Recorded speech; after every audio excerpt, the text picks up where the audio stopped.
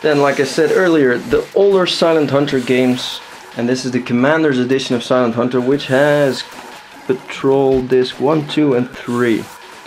Yeah, that's probably expansions, I don't know. Never played this, and yeah, well, submarine games are not really my cup of tea, but there's probably tons of people who love this stuff.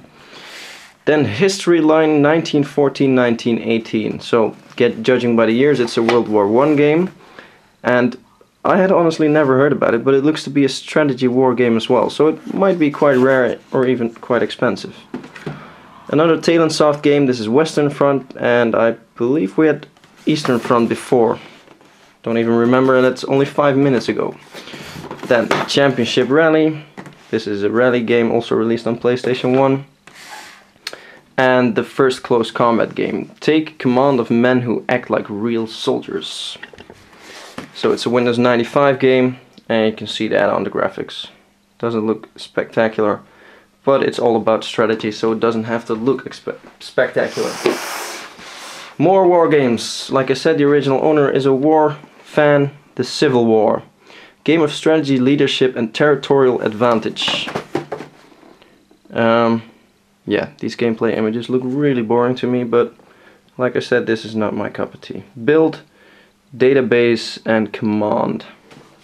Then Sudden Strike. This looks to be quite a lot newer game, and again it's a RTS slash war game.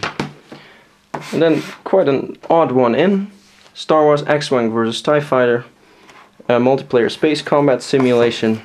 Really great game. There's a lot of Star Wars games out there. I've had at least 15 different ones. And the X-Wing games are really cool space combat games, and they're really popular as well. They're easy to find, but they also easily sold. And then the last bunch for this part of the video, more PC. Oh, it's such a big pile that I almost threw them on the floor again. Shadowcaster. I'm not quite sure this is the same Shadowcaster that I have on PlayStation 1. The artwork does resemble quite a bit, but it looks to be a lot older. This looks to be like Doom Engine type of fantasy shooter kind of game. Not quite sure. Let's see what the box says. Morph into 6 shapes and 8 in your quest against evil, blah blah blah. No, it doesn't really say what type of game it is. Looks to be shooting slash fighting. Then Jagged Alliance 2, and if you're into soccer, this one looks like Dirk Kuyt, but that's me as a Dutch guy. It's actually a girl, but it just resembled Dirk Kuyt for me. It's also a strategy type shooting game, non-linear gameplay, detailed tactical fighting, realistic weapons, real-time and turn-based. Jagged Alliance games are quite popular as well. Steel Panthers 2, you saw the Steel Panthers 1 before, I believe. This is another tank battle game, and this one looks older. So I think the Steel Panthers I showed before was a newer title. Then Diablo 1. Yeah, Diablo 1, I already told you I love Diablo 2. This is the first part. When I played this I was actually a bit too young, didn't get really far, got stuck on the Butcher. It took me quite a couple of years to get skilled enough to pass that.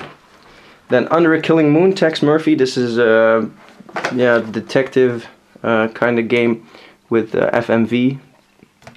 Really crappy FMV if I remember correctly. And this is just a manual, but that's for Dune, the original Dune. Here's the box with the disc.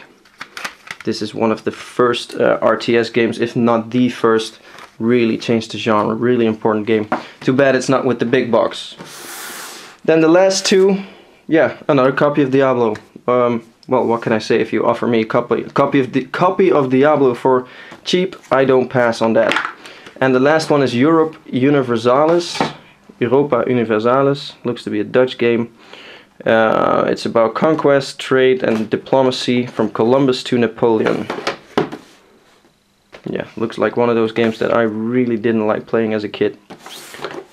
So that was it for this part. Today it's not Hammer time, it's Sega time. So this is a bunch of Sega Mega Drive games, one or two Genesis games which actually play on the Mega Drive most of the time, so that's probably why they are in this lot. Let's start from left to right. Sonic the Hedgehog, nothing to say about that, great game. X-Men, too bad this is without the manual, but it's quite a hard to find game, as with pretty much 99% of all X-Men type games. Techno Clash, never heard of this game before. It's that it's missing the manual, or else I would be keeping it in my collection. But never heard of this game before. This is Rambo 3 cartridge only. Then Terminator 2, the arcade game, T2. This is a game that you can play with the Menacer, one of the few games that you can play with that. That's the gun for the Sega Mega Drive. Golden Axe 1. Michael Jackson Moonwalker, one of my favorite games from my childhood. Played this so much at a friend's house.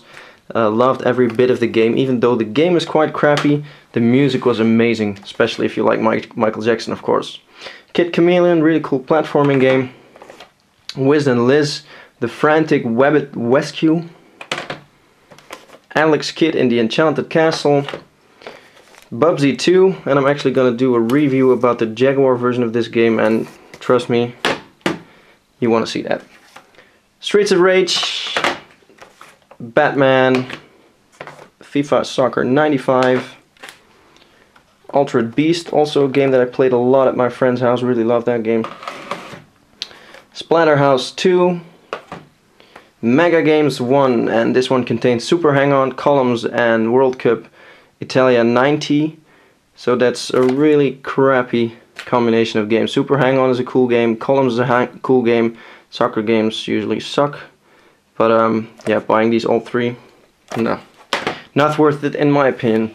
Then Pele 2 World Tournament Soccer, and there's something strange with this one because I cannot find a Sega license anywhere on this box, so I'm not sure if this is an official game. The cartridge looks kind of shady as well, nothing Sega there, and has this weird thing in the side. Gonna look this up. Look up if this is a fake game or an unreleased game. Not sure about that. Risky Woods. This is a Genesis version. Pit Fighter, a really crappy fighting game. Trying to live on to the Mortal Kombat hype at the time, but this game really blows. EA Hockey, FIFA Soccer 96. Menacer 6-in-1 has 6 shooting games that you can play with your Menacer. And then the last one is something special. This is a 4-in-1 game. It's obviously fake, of course. It has a lot of Japanese stuff on the back, no clue what it says. Here's some gameplay shots of the games that should be on this disc. And if we look at the side, it says 1992 Super 4-in-1, and the games are Golden Axe 2, Fighting Masters, doesn't ring a bell for me, Quackshot, which is Donald Duck, Quackshot, and Kabuki. I thought those didn't get released on the Sega, but maybe in Japan they did. So this is a cool Japanese Sega Mega Drive multi-cartridge.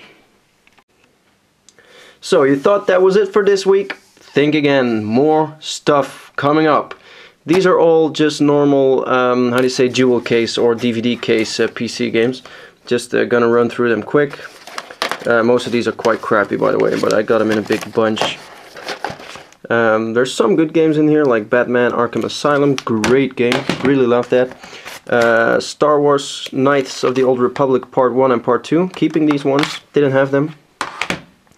And yeah, just check for yourself here. Let me note some of the better ones are Thief Deadly Shadows, Silent Hill 4 The Room, Genesis, let's see what else is in there.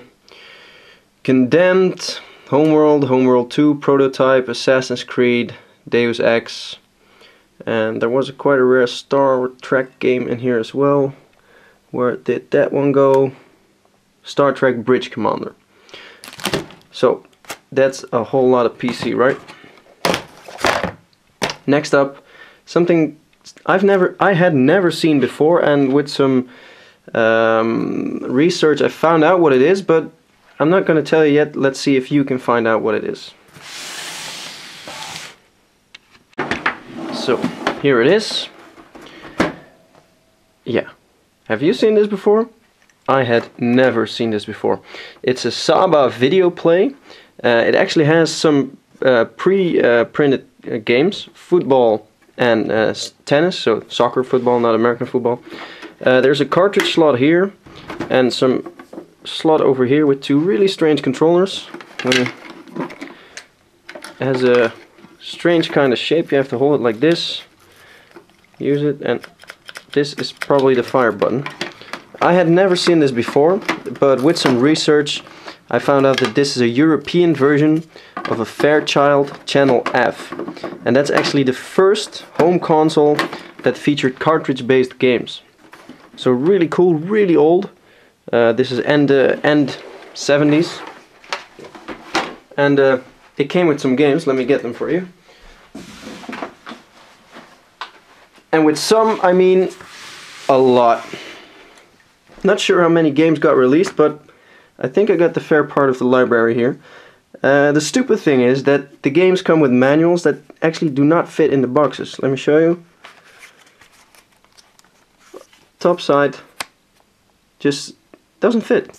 That's quite strange, because it's also quite, yeah, it's not easy to store.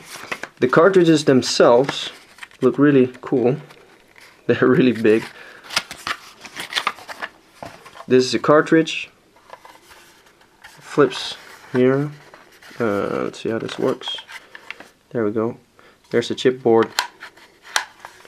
So this is the Saba video play, but as you can see here, it is System Fairchild. So let me show you the games that I got with this set. Let's put this one back in. I'll do that later. So Labyrinth. This is all German, by the way. I think it only got released in Germany. So the game names are in German, and can't really translate all of them so on the fly. But this is like clay pigeon shooting is something with tanks, something with letters. This one's upside down memory. Sonar Peilung, sonar exploration or something like that. Backgammon. This is a multi-cartridge. Kampf in Weltraum, space combat. Blackjack. This is Volkerball. No clue if that's actually a sport in any other language. Doesn't sound like volleyball.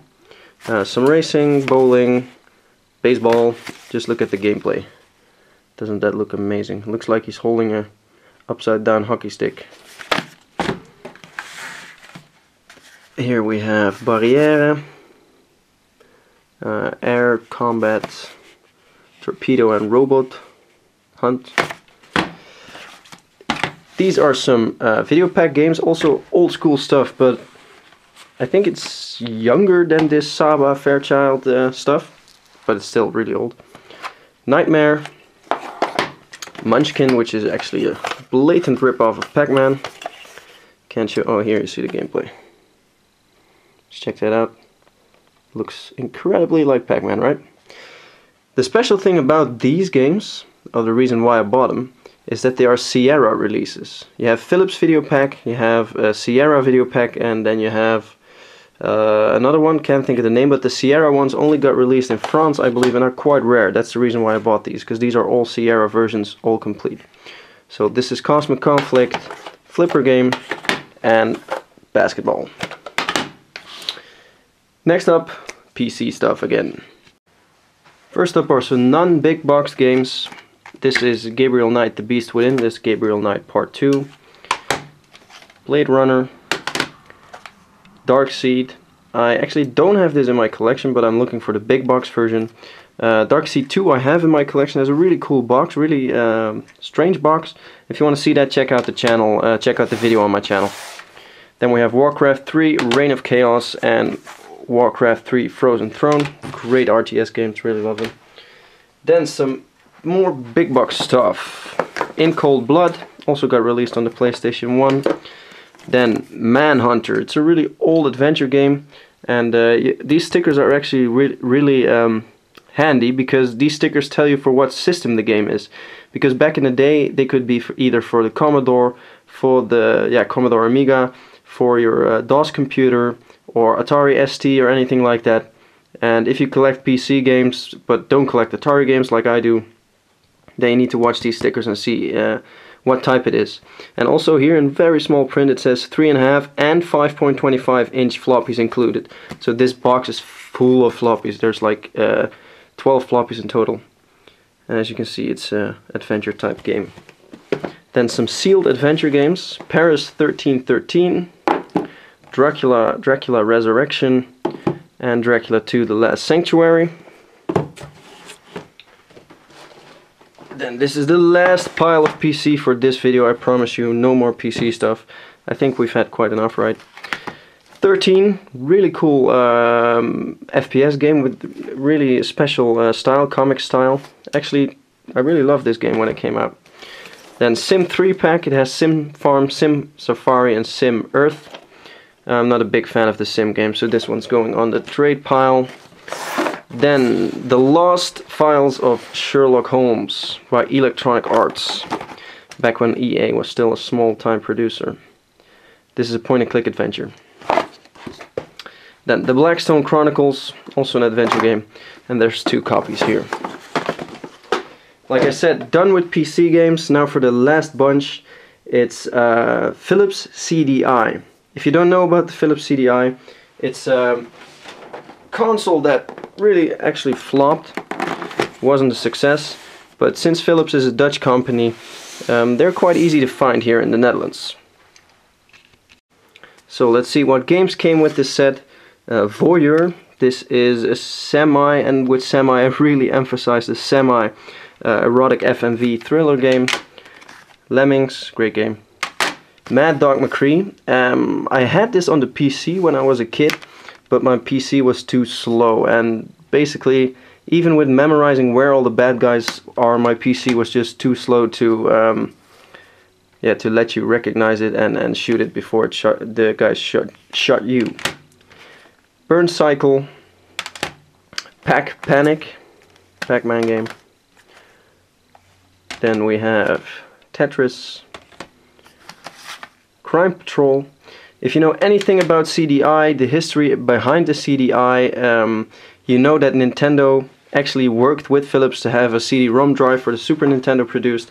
That failed. Eventually the CDI got made, and Philips was allowed to make 4 Nintendo-based games. One of them was Hotel Mario and 3 Zelda games. If you ever buy CDI, look for the Zelda games, because they're really hard to find, plus they can be really expensive too. And you already guessed it, this is Mutant Rampage. By the way, there's some Zelda games in this lot. You have Zelda the Wand of Gamelon, and you have Link the Faces of Evil, which are, yeah, really bad Zelda games. Just check out video. There's plenty of videos on them on YouTube, etc. They are horrible. Then Lingo, which is a Dutch game show. Family Games 2. The Apprentice. This is some free thing you got with the system. CD Shoot, some more shooting. A gamepad. This is actually, I believe, one of the few good controllers for the system. And then there's the Peacekeeper. There's another one. Quite a contradiction in the name, Peacekeeper Revolver. But yeah, this is the light gun for the CDI. So you saw 2 Zelda games, and the 3rd Zelda game that got released for the CDI is Zelda's Adventure. That one is really rare and also really expensive, and that's the game everyone is after. So you guessed it, it was in this lot. Every Zelda game was in this lot, so I was really happy to get this. And this is a cool finisher for the video, right? So let me show you the box up close. Actually the front is just a tower window, nothing to see there. And then on the back, quite hard to get the detail. You actually play as Zelda. This is one of the, I believe, the only game that you play as Zelda, because in Zelda the Wand of Gamelon I don't think you control her. It's a shitty game, not as bad as the other 2 Zelda games on the CDI, but it's still definitely not worth getting for playing. But a Zelda collector needs to have this, and that's why it's so valued and so loved. So that was it for this video. Thanks for watching. It was a long run, but I think I showed you some amazing stuff, so it was worth watching. Another video coming up this week, because it's the Retro Game Convention in Deurne, and the stuff I buy there I will show in a separate video. Thanks for watching. Be sure to check out my channel, like me on Facebook, etc. Check me out on dr.retro.com, so dr-retro.com. And see you next time. Bye bye.